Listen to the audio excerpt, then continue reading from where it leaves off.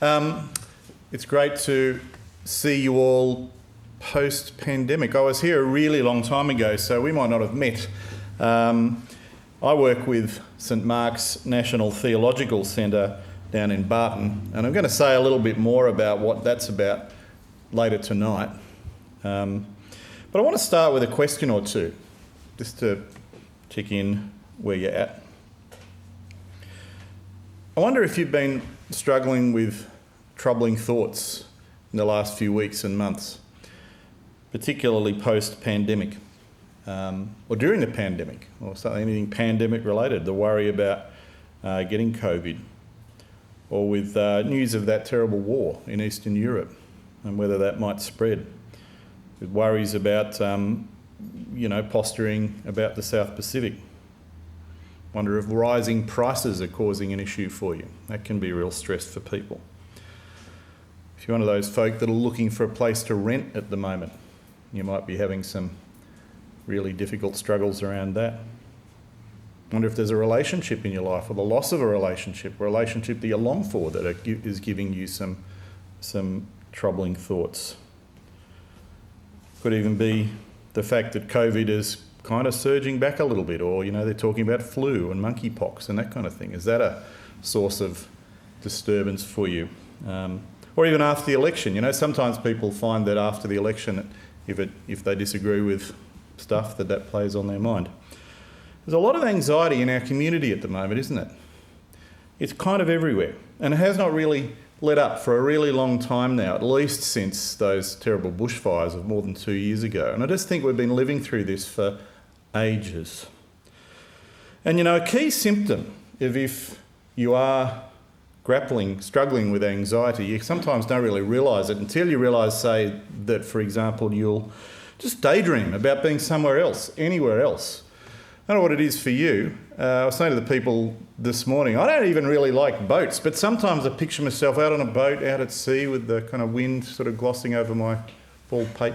I'm a bit of a moon, sort of Apollo space kind of buff. Every so often I just imagine being on the moon and bouncing around, or just on a more boring day, just lazing in a resort or something like that. I wonder what yours is. I wonder what your daydream is, because when you catch yourself in it, it probably indicates that something's going on in the present that you really don't want to be a part of.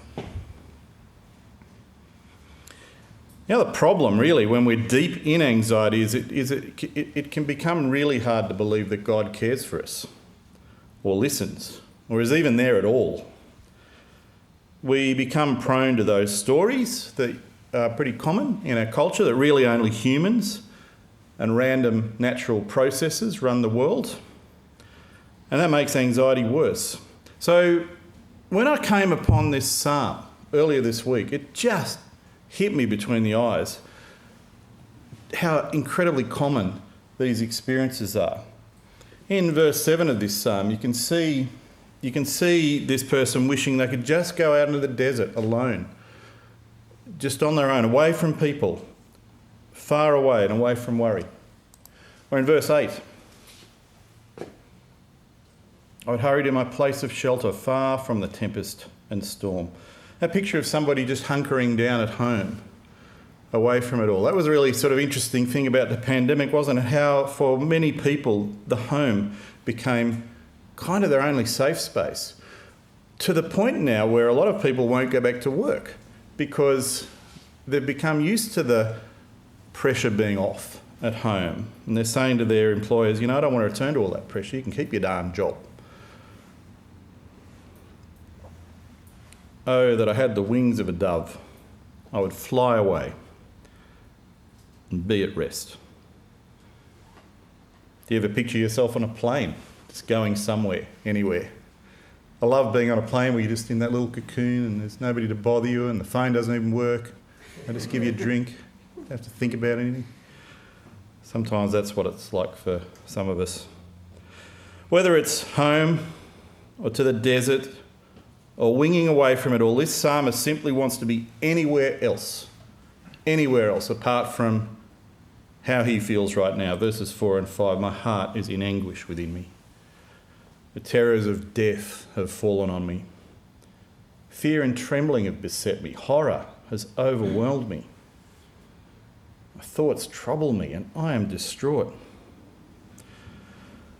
You might be a really resilient person, and if you're pretty happy right now, good on you, and you keep doing that, and I'm not here to talk you into anything different. But on the other hand, this thing called anxiety becomes very contagious, doesn't it? And if you're in a workplace or a family where things are constantly in crisis, you might find these words from the psalmist connecting with you a little bit. He has become a person who fears the worst and wishes for release. And even that opening line tells you something. In verses 1 to 2, listen to my prayer, O God, do not ignore my plea. Hear me and answer me. Those are the right words to pray, but do you hear the worry in them? Do you hear the concern in them? Maybe God won't listen, won't answer, doesn't care. Anxiety robs us of God in that kind of way. It isolates us and it makes us feel desperately alone.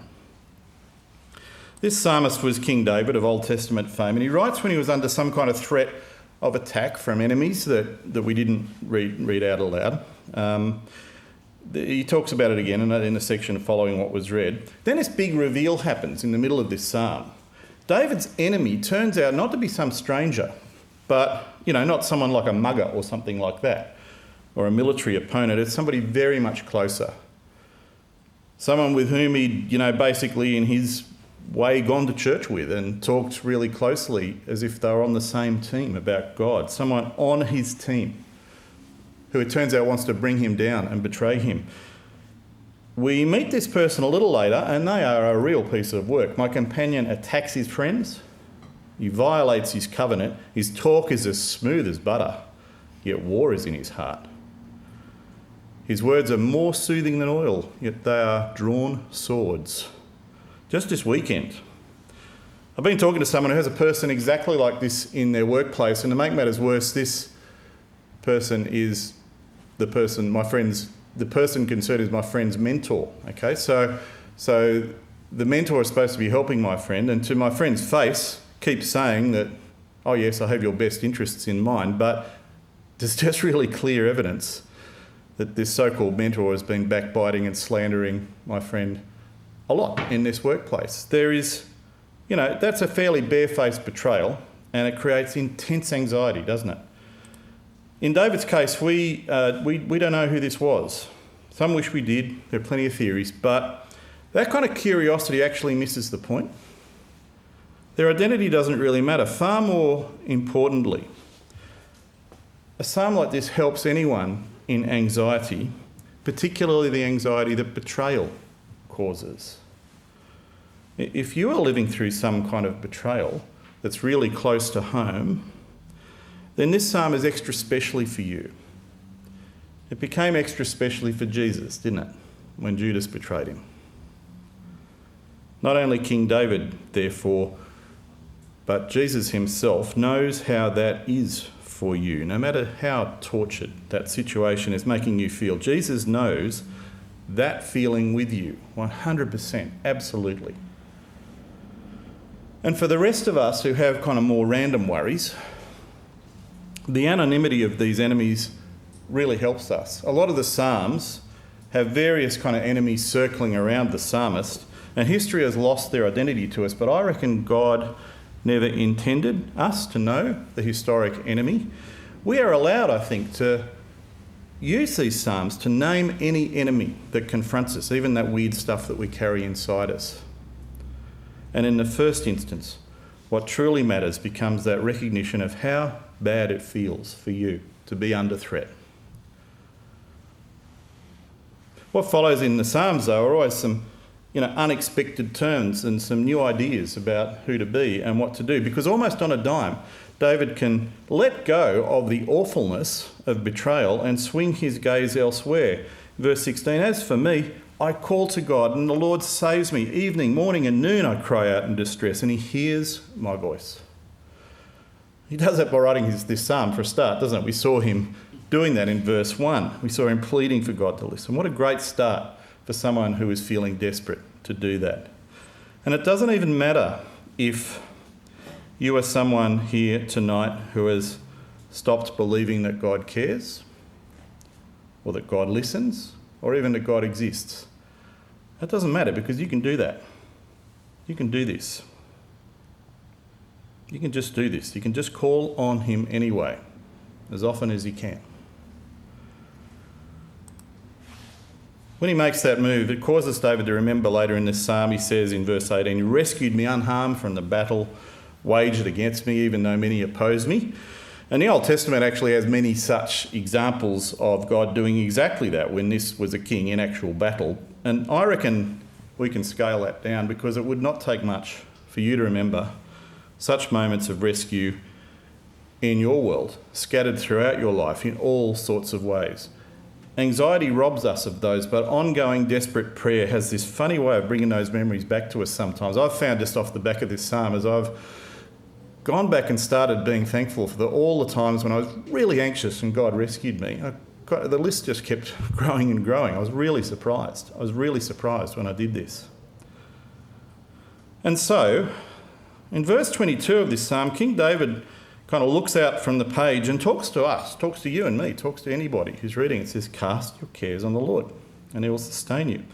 Almost word for word, the same as what the Apostle Peter quotes almost 1,000 years later in 1 Peter chapter 5. "Cast all your anxiety on him, because he cares for you." You can have been a Christian for a really long time, or a really short time, or not at all. And we all share the same glitch as humans, that anxiety that gives us that desperation and tunnel vision and forgetfulness. And we zero in on an imagined threat and forget every good thing that's brought us to this point and everything that we ever knew about God, which is why I think this simple exhortation just keeps popping up in Scripture. Just randomly, unrelated to my thinking about tonight, I found that passage where Jesus is saying the same. Don't worry, God cares. It just keeps popping up in Scripture.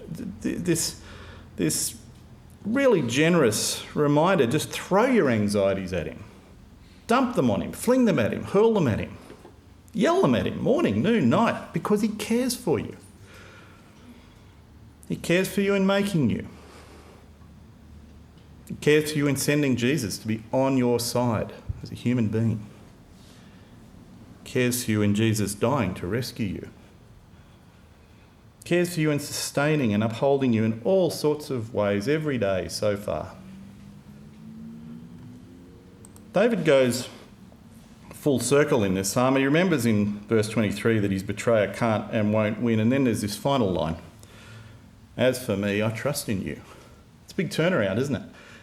It took him a while. Like, this doesn't sort of happen in a heartbeat, but as he moves through that crying out and starting to remember, this happens. He starts to trust again. It's a real turnaround from verse 1. And it's pretty clear that the Apostle Peter had read this psalm and was really thinking about it when he wrote his letter.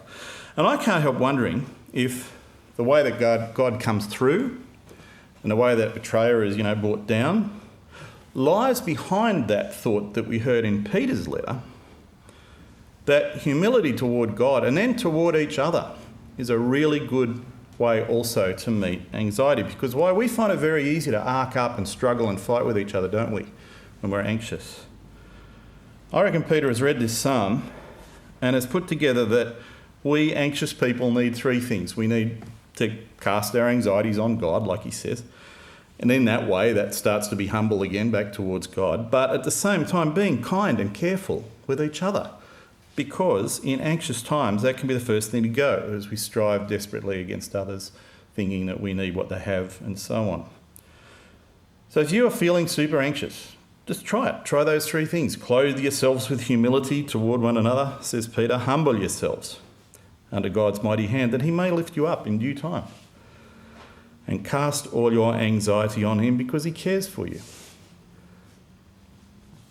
I work at this place that we try to kind of immerse people in God through studying the Bible and studying theology, studying the history of Christian things. We work with people at Charles Sturt University to do that. And one of them said to one of us once, you people are really interesting. You think in terms of centuries. not in terms of days like us. And I think what they meant is that the normal everyday way to think is about this week's crisis, this month's political fight, or the needs of the moment. But people studying theology have this perspective that goes back over millennia, starting from God's work to make the world through something we call salvation history, God's plan throughout history to rescue and save people, through this great cloud of witnesses, as the Bible talks us, hundreds of thousands really of saints that have done it all before us, who've been where you're at right now and who are cheering us on. And so people who are studying that start to see each day with a bit of a different lens. And, that's a little statement of what we stand for, but the bottom line is the bottom line. We just think it has the potential to transform your life. And people don't have to do this full time. You can come and study with us for, an evening course, one subject, per half year in an evening course. You could do a course like this one, which I've got a little brochure for up the back, which is sort of an overview of everything that we do online with just 2 visits to Barton during the year. The really good thing about this is you're not necessarily signing up to be a minister. I don't mind if you do. I think we need more ministers. But it's not just about that. We have a lot of people who just want to deepen their awareness of God's work in history, in the Bible, and today. One of our flagship courses is this Bachelor of Theology, and if you've already got a bachelor degree, we do the same thing in one called the Master of Arts in Theological Studies. Because we do live among anxious people, don't we? All around us, in our families, in our workplaces. Anxious people who have in some ways doubled down on their belief that God is not there or doesn't care or that religion is evil. And that's a bit contagious. It's pretty normal to sort of pick that up, and even people who go to church can feel that and become robbed of the God who cares for you. We've even had people at St Mark's who have said, look, I just want to check out this God that I stopped believing in several years back. Just want to check that out. And to me, I love it when they say that, because that's the first hint in the direction of David's kind of move.